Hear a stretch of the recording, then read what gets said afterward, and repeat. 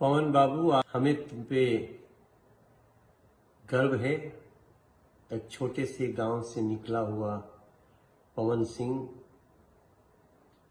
आज पूरी दुनिया में भोजपुरी संगीत का गौरव बना हुआ है।